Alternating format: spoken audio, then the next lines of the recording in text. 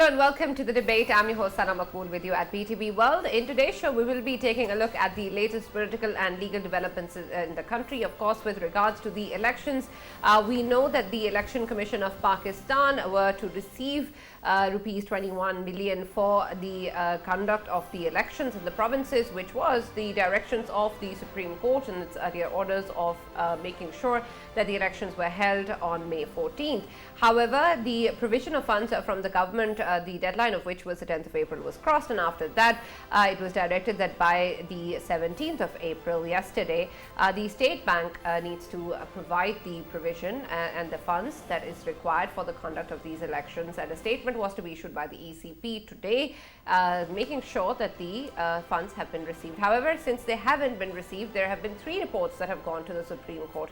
One by the ECP talking about how the provision of funds has not been made, and the ECP has not received the funds for the conduct of the elections. The second has gone from the State Bank of Pakistan, talking about how it can allocate funds, but it does not have the authority to issue those funds, and so the directions of the Supreme Court were not fulfilled. The third has also gone from the Finance Ministry, explaining the situation with regards to why this particular issue of the provision of funds is there, and the reasons, of course, regarding these problems, and then, of course, the concerns raised by the Cabinet in the Parliament, which in an earlier debate had made the decision of not carrying forward with the directions of the Supreme Court regarding, of course, the elections of May 14th, and then also the provision of funds to the ECP, which also included the Standing Committee on Finance and Revenue in the National Assembly also passing a resolution on this matter. So it's important, of course, to be able to look at all of these developments and what they mean, especially now that the 3-member bench is going to be taking a look at all of these reports and will decide the future course of action. At the same time, we also know that the Prime Minister has chaired a meeting of all the coalition parties in which the subject of speaking with the PTI negotiations with the opposition was under discussion, particularly the steps taken forward by the JI to make sure that the negotiations between the government and the opposition are successful. However, the coalition parties are having different views over conversations with regards to the opposition, particularly the former Prime Minister Imran Khan, and how he is not considered a political force. Some of them do not wish to negotiate with him. Others, like the PPP, talk about democratic process to be upheld and for dialogue to continue. It seems that the JI has also planned an all-parties conference after Eid. Whether or not it's going to take into account all the coalition partners and the PTI is still, of course, a matter of concern. So we're going to be taking a look at all of these developments in our first segment of the show today, and what they mean and how are they going to impact the elections to be held early next month. We're also going to be taking a look at the issue with regards to the Pulwama attack, in which we know that the revelations that have come forward in an interview by the former governor of Indian illegally occupied Jammu and Kashmir, Satyapal Malik, when he has spoken about the issues and concerns regarding the Pulwama attack and how this was a result of security lapses by the Home Ministry and the internal security personnel of India, and was then later planned for this to be blamed on Pakistan, and he was directed by the Prime Minister of India to be sitting quietly with regards to these issues, while of course there was political mileage taken out from this incident, and of course, as usual, blamed on Pakistan.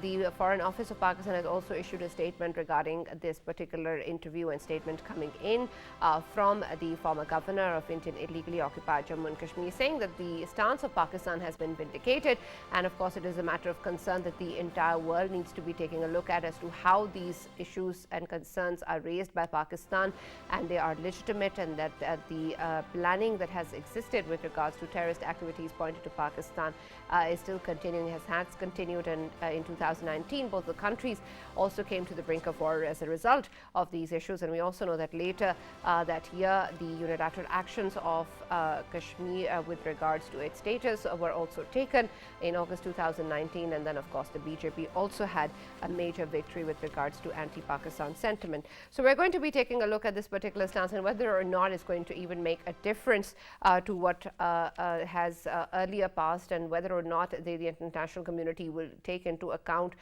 the seriousness of the matter and the kind of forces that are behind that. For this and more, as always, in the studios, I've been joined by senior analyst Farrukh Pitafi. We've also been joined joined online for our first segment by Rana Maqbool, who's Senator PML-N. We've also been joined by legal expert Muneeb Qadir, who's also joined us online. Thank you very much, gentlemen, for being a part of the discussion today. Rana Saab, let me start with you with regards to the kind of developments that have taken place. Of course, we know that the Parliament has had a stance with regards to elections on the 14th of May, citing, of course, financial and security concerns. And now, of course, the issue lies with the provision of funds. We know that 3 reports have gone to the chambers of the Supreme Court, including that by the ECP, the State Bank of Pakistan and the Finance Ministry. And at the same time, we know what the Parliament has debated upon. But what do you think about the fact that when we take a look at these particular reports, they're going back to the same bench that, of course, the current political setup has its own issues with. And then, of course, there are a lot of legal concerns that are going to be raised.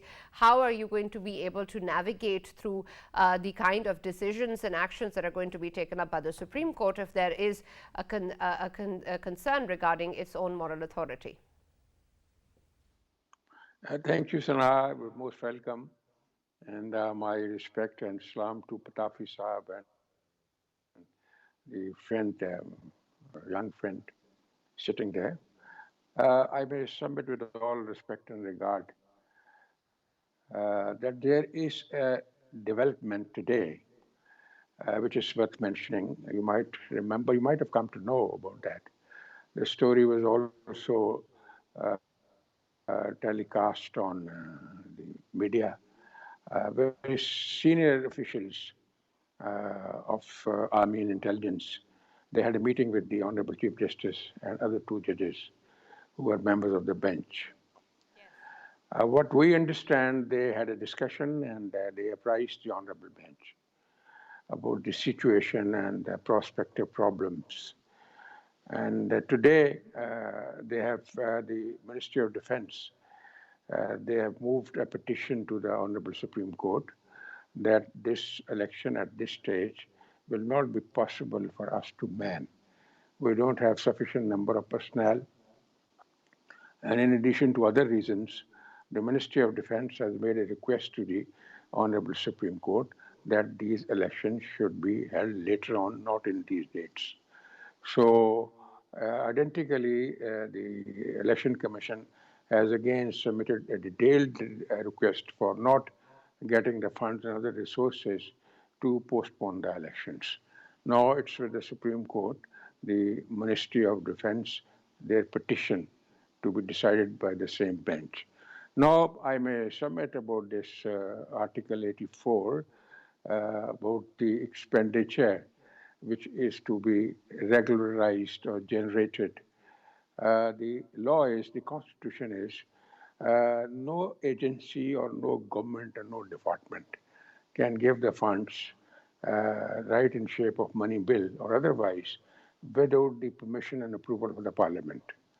So this issue, starting from the Ministry of Defense, State Bank of Pakistan, getting over to Ministry of Defense and passing on to the Federal Cabinet, then coming over to the National Assembly in form of a money bill.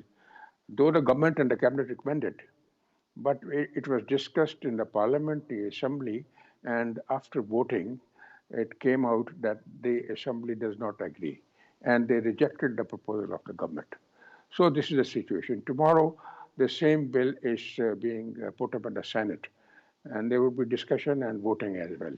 So this is the situation. This is according to the Constitution and lawful. As you have said about the reaction and response of the Honorable Bench, let's see, because everything has to be decided in concomitance with law. So their anxiety is absolutely justified. They wanted their order to be implemented. But unfortunately, the perspective and the background of order, there are not many reservations of the people. Like the bench was formed and the 4 judges disagreeing with the basic notion of picking up things and cases which were already pending hearing in the High Court, Lahore, by the Honorable Supreme Court so promptly on the initiation of 2 judges who were hearing a service matter and then making a recommendation to the Chief Justice for suo motu. That didn't fit in the things, and there were not many objections.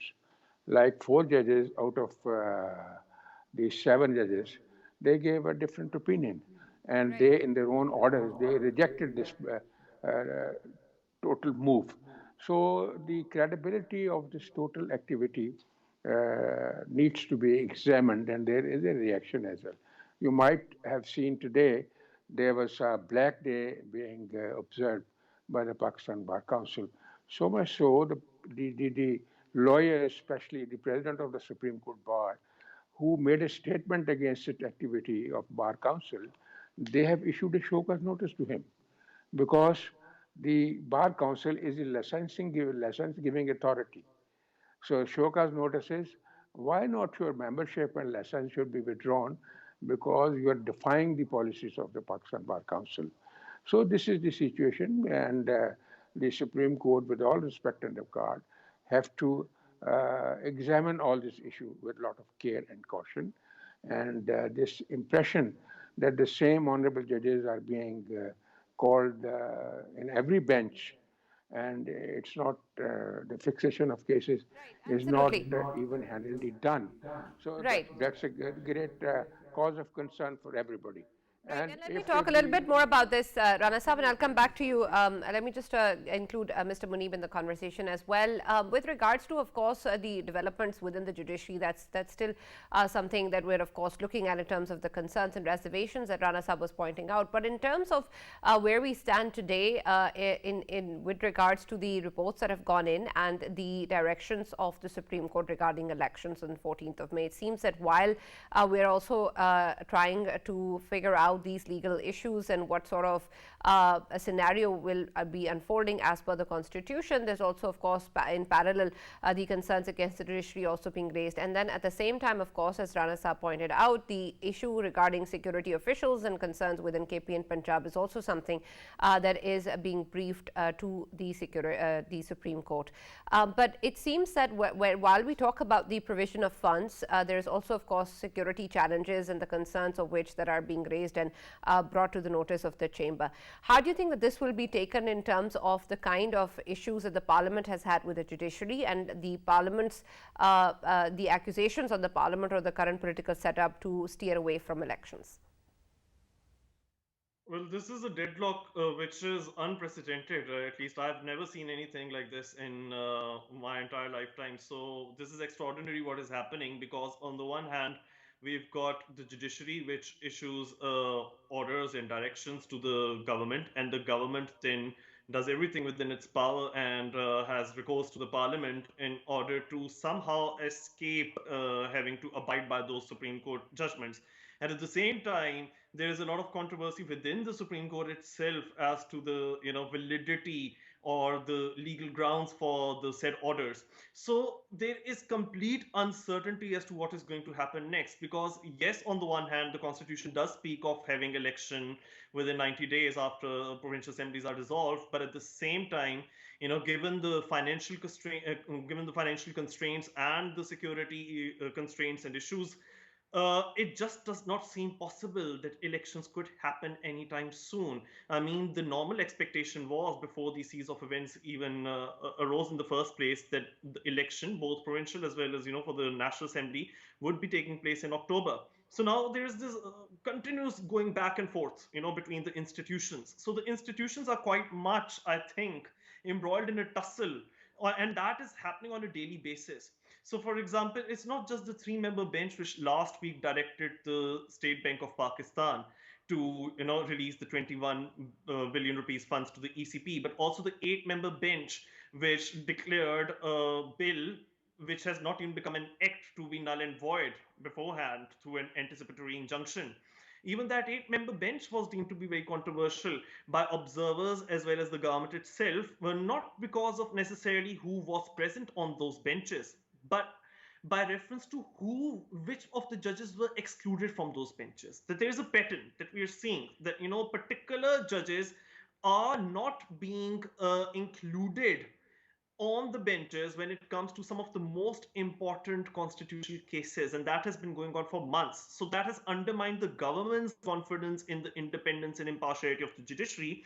And so, for that reason, the government announces every now and then, whenever controversial decisions, controversial from the government's point of view, come forward from the judiciary, the government says we will boycott this decision. And there have been very fiery resolutions which have been passed by members of the government in the National Assembly and Senate. And on the other hand, the judiciary has said, particularly with regards to last week's direction to the State Bank of Pakistan to release 21 billion rupees funds to the ECP, that if the government does not abide by the Supreme Court's decisions, particularly by April 17th, that would be regarded as disobedience, that would be regarded as defiance on the government's part. So now that we saw yesterday, the April 17th deadline came and it went, and still, the government did not release those funds because they referred them to the National Assembly, which it rejected. The National Assembly rejected the idea of releasing funds to the ECP. So there appears to be deadlock then. Right, but Muneeb Sahab, if you're saying that this is a big act of defiance, but it doesn't seem so if you can just be able to not follow the Supreme Court's orders for whatever reason. So perhaps the kind of issues that are being raised or the concerns with the judiciary, they stay there because the directives haven't been followed. Yes, because one might even ask that when the judiciary did issue those directions, did they take into account the mechanisms and the formalities which need to be, undertaken by the government before those decisions can be given effect to? They had to Understand that. I understand that, right? But I have a different question, but I'll come back to that later. Farrukh, the concerns regarding, of course, the parliament are still there, but at the same time, there is the political situation that's unfolding, and there's still, of course, a lot of confusion as to whether or not we'll see the elections. And of course, the ECP has said that it's nearly impossible to do it without the funds and the kind of security concerns that exist. But in terms of the impact that this will have, whether or not we have elections between the judiciary and the military establishment, now also with the security personnel talking about the security challenges, and then the parliament with its resolutions. Do you think that this is moving towards any direction for improvement? Oh, right. I don't think that it is. But Sana, let me start by with three things actually. One welcome, one salam, and one disclaimer. Welcome is welcome back to you. Thank you. You're back after a week. So it is good news, takes a lot of burden off my shoulders. Let me also, communicate my salam to Rana Saab and Muneeb Saab, both of whom have been very helpful during these programs as well. And disclaimer, because today seems to be a milestone in the behavior of the Supreme Court of Pakistan. It is out of character, and let me point that out.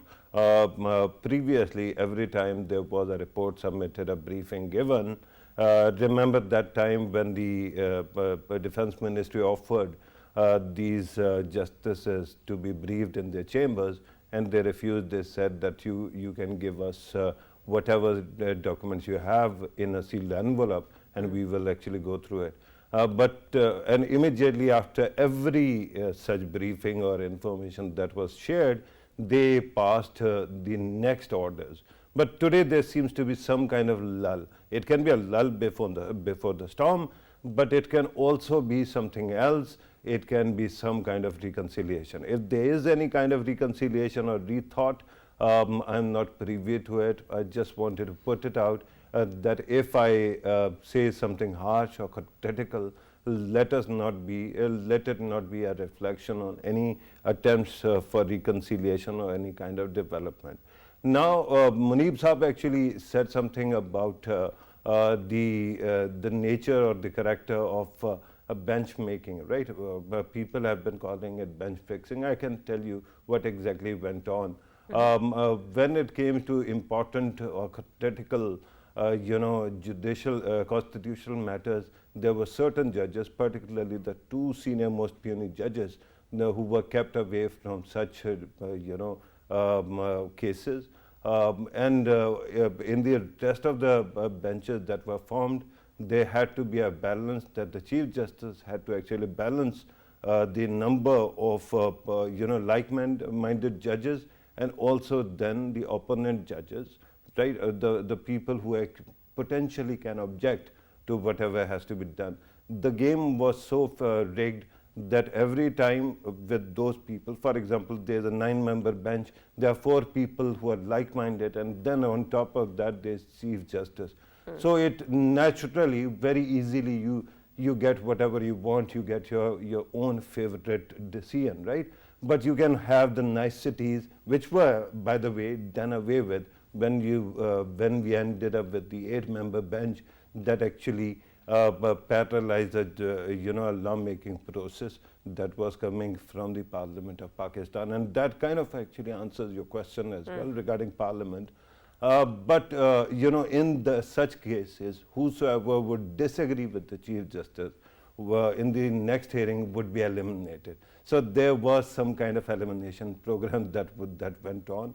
On the other side, Qazi Faiz Isa Sahab, he was given certain cases, but in that it was ensured the members would be of the bench would mostly be 2-member bench. One Qazi Faiz Isa, one a junior judge who would most likely be a like-minded judge who would agree with the Chief Justice, so that if there is some kind of direct position taken by Qazi Faiz Isa, it would be neutralized and then would be sent back to the Chief Justice to further go for another hearing of another bench.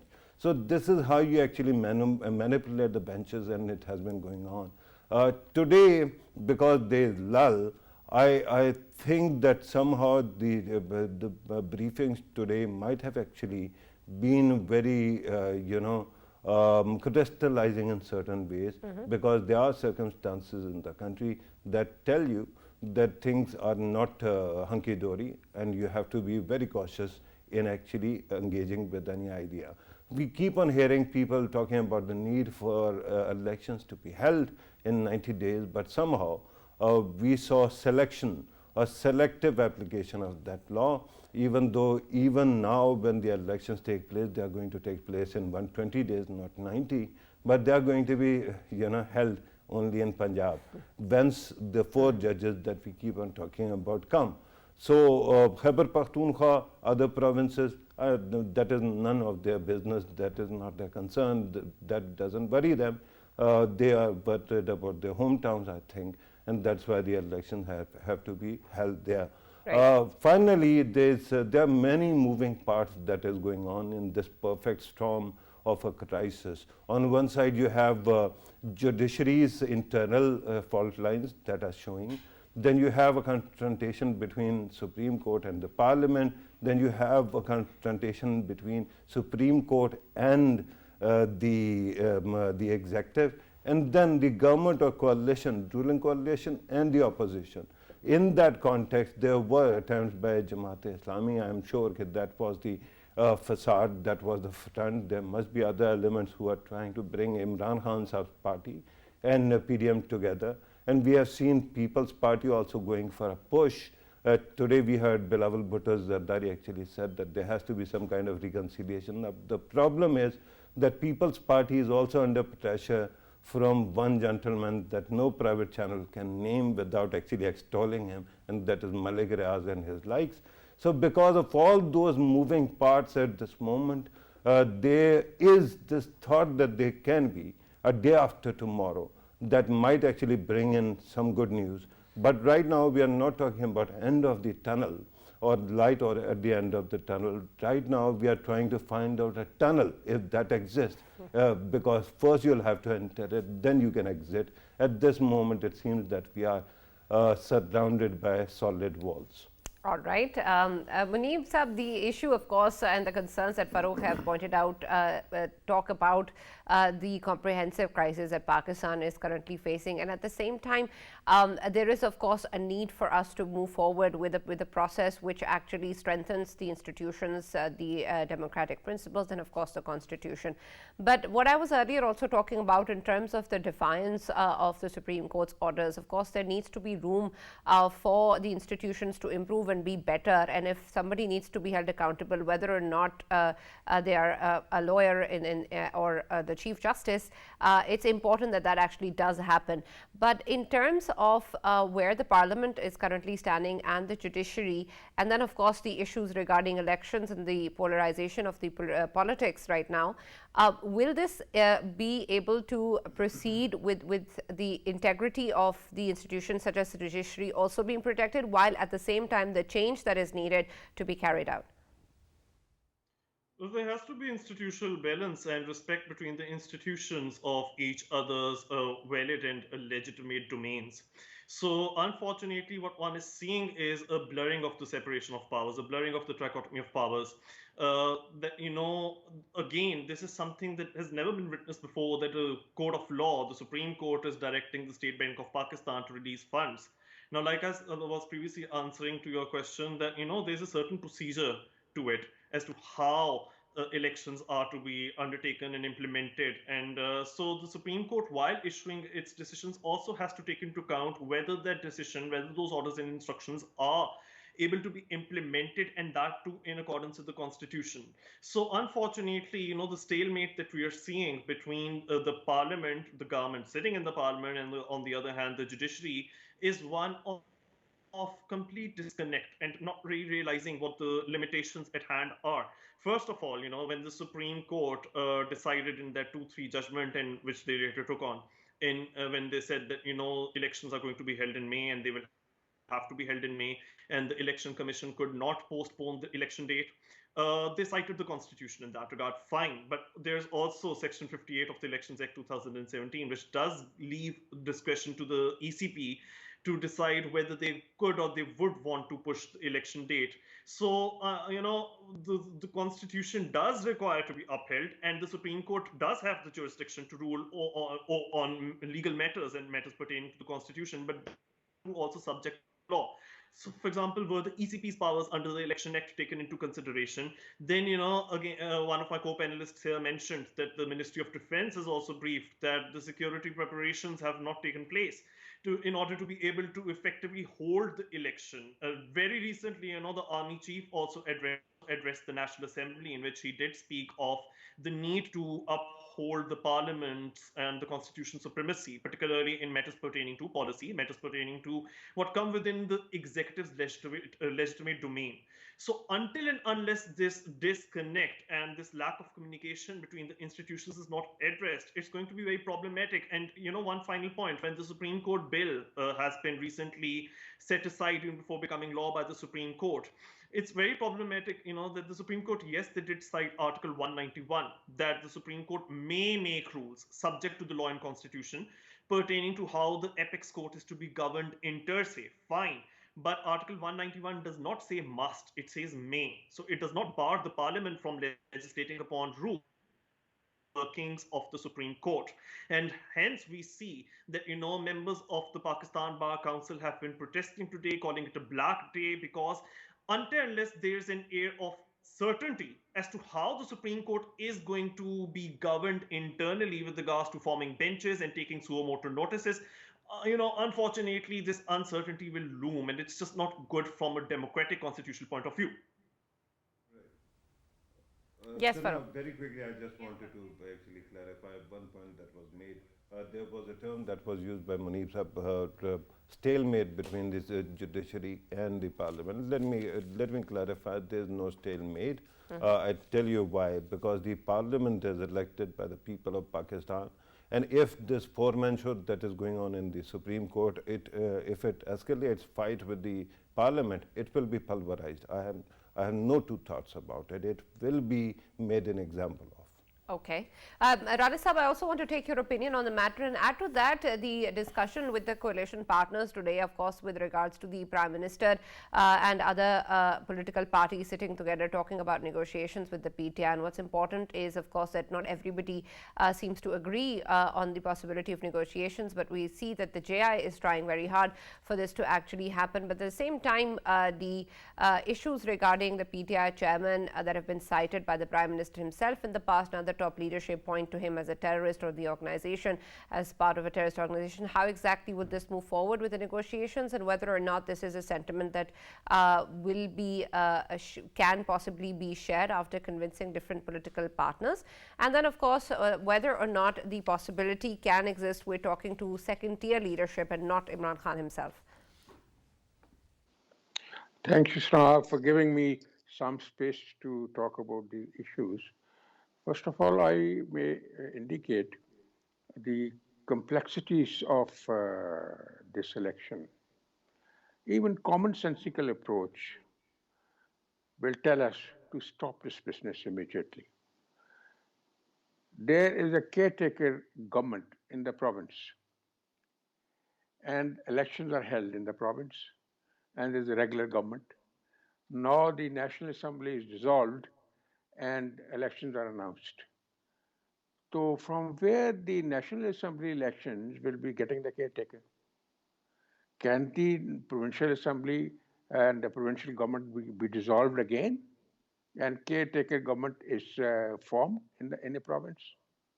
Because province is so deeply involved in any elections. So it means it's not practicable. The scheme of elections is different from that in the countries like India or England, anywhere, because there the governments, they supervise the elections, the governments of the day. Here there's a caretaker setup. So it's not a rational approach to have elections separately.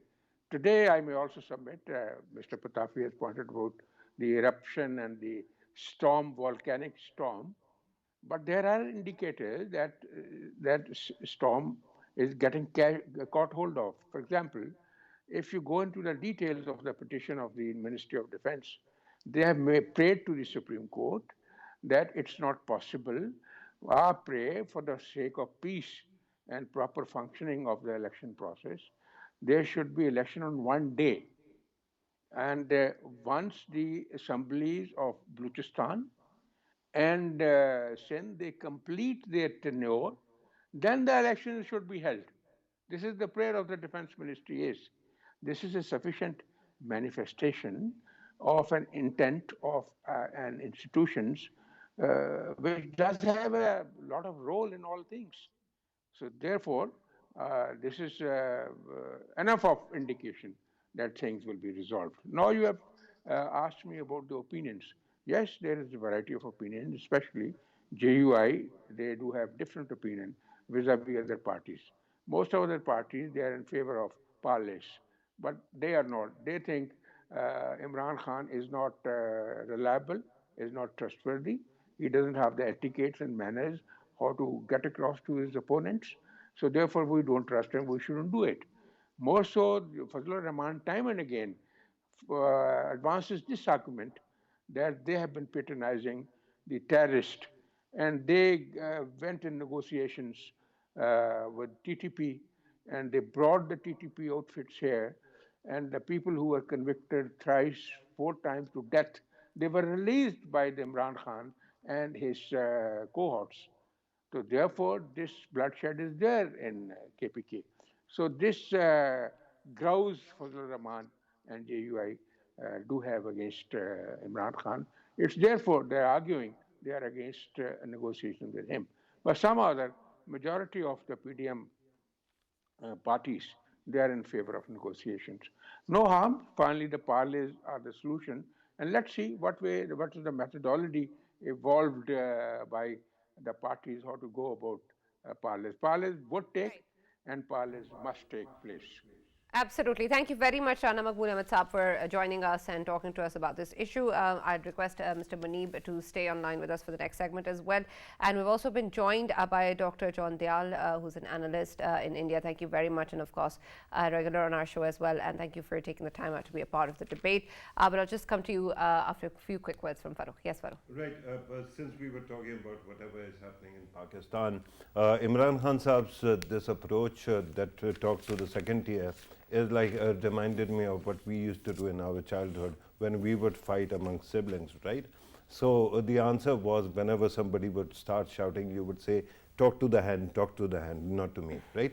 So this is what Imran Khan Sahib is doing at this moment, I think. But regarding the current state of affairs, I'm hopeful that things can correct themselves. But sadly, the people who were empowered by the people's trust or institutional trust, they are not, especially, I'm talking about the four-man show, they are not doing their job. All right. We're now going to be taking a look at, of course, what has happened in terms of the revelations of the Pulwama attack by the former governor of Indian illegally occupied Jammu and Kashmir. And I'm sure, Dr. Dayal, you're aware of what has been talked about and what has been described in terms of the kind of planning that was done to put the blame on Pakistan. And then, of course, for this to be kept hushed by the Prime Minister as well. And this is important in terms of the way this political setup in India works and the way that they want to be able to carry out the measures as to whatever goes wrong and put the blame on Pakistan, and how this entire thread is evolved in terms of making sure that the blame goes on Pakistan, and then the political mileage is also gained out of it. And we saw that that has happened back in 2019 as well. But I want you to elaborate for us what sort of value will these revelations even have. I understand they're coming from a former governor, so they're important. But in terms of the way that we've seen things coming out in the past as well, there still hasn't been much value given to any sort of revelations coming in about concerns from India or actions taken against Pakistan. I think first things first, all governments across the globe work in the same way, trying to see that how things can be used to their advantage, how they can silence the opposition, how they can divert attention away from a direct attack by somebody or a revelation. So the Indian situation isn't very much different. Mr. Satpal Malik has been a senior member of the establishment. He was a politician allied to the ruling party. They appointed him to be the governor of the state of Jammu and Kashmir. He was quite cozy with them, but even when he was in office, he was maintaining a barrage of allegations and accusations against one segment of the government, not against Mr. Modi, but one segment of the government, as if trying to distance himself away from the taint of being in the government, really. After he was eventually sacked, he has been more forthright. And his recent allegations in an interview with Karan Thapar on The Wire, he's been very explicit, very pungent, very direct, and very detailed, particularly on the Pulwama issue, where he quite categorically says that A, the people would not have died if airplanes had been provided, and B, once he had pointed out the aberration, he was told to be silent because government wanted to use this entire episode against Pakistan. Now, as all of us know, Pakistan and India's relationship with it, the hostile and the tensions with it, are quite a part of domestic politics in India and quite a part of the Islamophobic politics of the ruling elite, the ruling party, the BJP and the RSS. So at that level, there is nothing surprising. And when Mr. Modi and Mr. Dayal allegedly told Mr. Malik to hush up, to remain silent, that exactly is what is happening now. The media is silent. The news is coming only in the alternate media, and I think only the Hindu possibly has had some coverage. Every other major paper, all the major TV channels, all the major internet channels are silent about it. And that shows that that the government really doesn't want or would not allow this to become any, how should I say, any component or any part of the discourse on the eve of the general elections next year, or even of the Karnataka elections in the immediate future. Even if the government allowed it to be played up in the media, would it impact Mr. Modi? I'm afraid no. At the moment, Mr. Modi has a Teflon reputation as far as allegations against him are concerned. The allegations may damage the wall, they may damage Rajnath Singh, they may damage some other trivial person in government. But as far as Mr. Modi is concerned, his campaign, his reach to his core constituency, the andhbhakt, as you call them, the blind follower, that remains untouched. And Mr. Malik's diatribe, his revelations, even if true, will have zero impact. That is my assessment. All right. Let me take Muneeb Saab's opinion as well. With regards to Pakistan's stance, we know that the Foreign Office has given a statement that Pakistan stands vindicated, and I understand that's of value and importance to us. But in terms of the series of measures that followed, including the unilateral decisions taken in August 2019, and then the BJP also gaining force once again within India, what exactly do you think is the matter of concern that should be there in terms of what we're pointing out for the international community to look at it? Because, of course, in the aftermath of the Pulwama attack, the two countries came very close to a war, and of course, both are nuclear armed states, and it's important for us to be able to protect that. But the kind of irresponsibility that Pakistan has pointed out previously as well, perhaps isn't taken as seriously by the region or by the international community. Should there be a matter of concern now?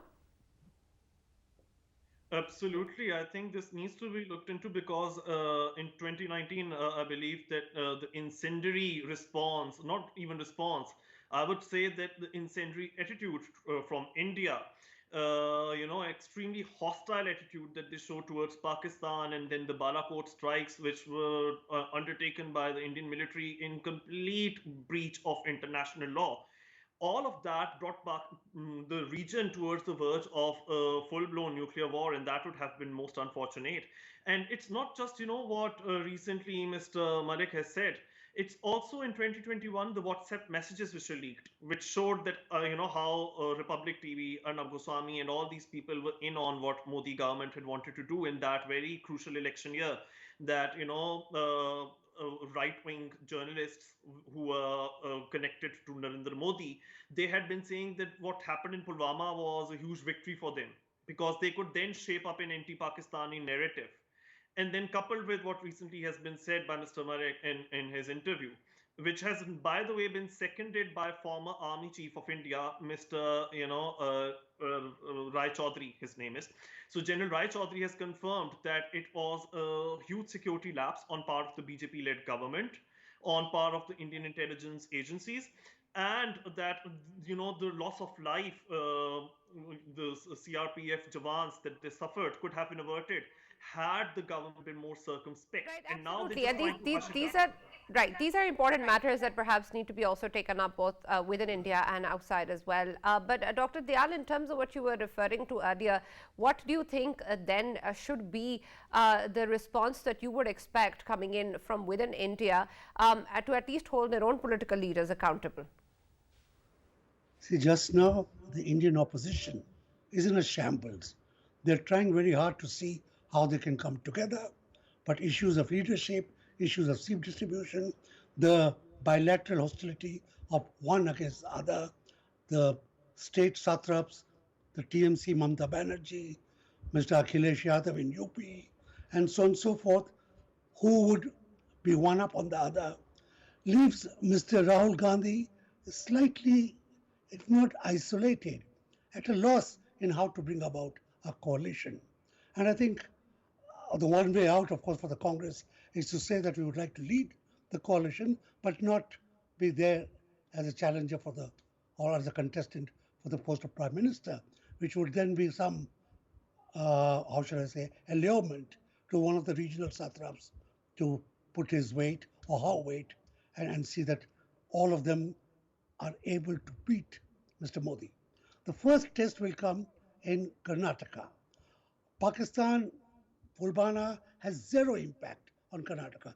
The local issues, the caste issues, the communal issues, the Muslims are very angry, the Christians are very angry, the Dalits are very angry, the tribals are very angry, the Lingayats, half of them are with the BJP, half of them are very angry. So the BJP in Karnataka today is on a back foot, and it would like to see that it escapes through.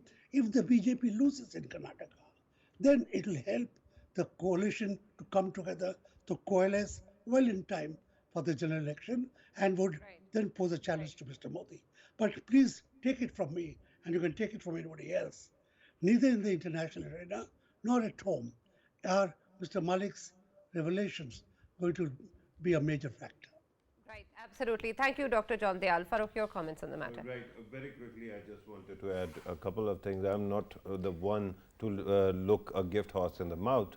So it actually qualifies what we have been saying for quite some time. I'm going to use it. But let me caution you about this laundry industry, where somebody who has been perfectly evil, who has tormented people of Kashmir before, Article 370 was revoked. At that time, he was one of the monsters. Now, all of a sudden, just because he disagrees with Modi, he comes on record and he actually makes some statements. Let us not start treating that person as an angel or somebody who's speaking the gospel truth. I think Pulwama and what happened afterwards is something I think that I have been saving a lot of information on what I observed and what I heard and what I saw regarding the situation at that time. At some appropriate moment, I will make revelations, whatever I've got. But for now, I think that Mr. Malik is not actually wrong in saying that Pulwama was used and it was a deliberate security lapse to ensure that these people become target of attacks so that they can actually turn the tide of elections, and that was done. One last comment regarding what Dr. Dayal was saying regarding opposition, that it is struggling. There's one man who can actually solve all their problems, but everyone has to actually contain their egos and seek his help, and that is Prashant Kishore, the election maestro. If they start listening to him, I assure you that opposition stands a very good chance of carrying the day. All right. Thank you very much, Farrukh. Thank you very much, Dr. John Dayal. And thank you, Mr. Muneeb Qadir, for joining us and being a part of the discussion today. That's all that we have from the debate. We'll see you tomorrow.